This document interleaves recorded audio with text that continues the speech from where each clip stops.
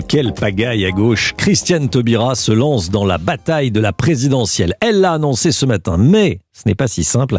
Elle dit simplement qu'elle envisage d'être candidate. Écoutez.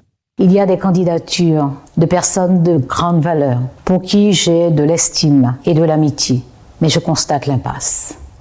J'ai toujours dit que je prendrais ma responsabilité.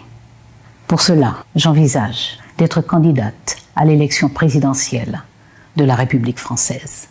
Je ne serai pas une candidate de plus.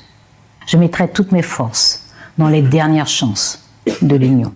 Louis Dragnel, chef du service politique d'Europe 1. Bonjour Louis. Bonjour Romain. Est-ce que la proposition de Christiane Taubira peut aboutir ? Déjà, c'est une possible nouvelle candidature à gauche. Possible parce que Christiane Taubira le dit, elle se donne un mois pour unir la gauche tout en prévenant qu'elle ne sera pas une candidate de plus.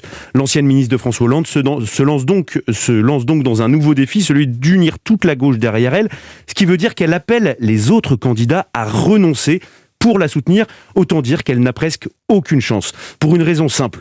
Jean-Luc Mélenchon ne jettera pas l'éponge. Il est convaincu d'être le mieux placé à gauche. De son côté, Yannick Jadot, qui a remporté la primaire écologiste, ne voit pas pourquoi il devrait abandonner la course. D'ailleurs, immédiatement après l'annonce de Christiane Taubira, il a réagi en fermant la porte de manière très claire. Alors, Anne Hidalgo vient de lui répondre il y a quelques minutes. Qu'est-ce qu'elle lui dit ? Eh bien, elle lui dit qu'elle est plutôt favorable à cette idée. Elle veut une primaire, des débats télévisés, un départage. Ce qui montre en fait que Anne Hidalgo et Christiane Taubira se sont concertés. C'est peut-être aussi un moyen pour Anne Hidalgo de se désister sans le dire au profit de Christiane Taubira. Mais après ces déclarations, la gauche reste donc dans l'impasse de la désunion. À seulement 4 mois du premier tour de la présidentielle, c'est assez inédit. Et l'évidence est là, si elle présente plusieurs candidats au premier tour, eh bien la gauche n'a définitivement aucune chance de se qualifier au deuxième. Pour terminer, rappelons que Christiane Taubira s'était présentée à la présidentielle en 2002.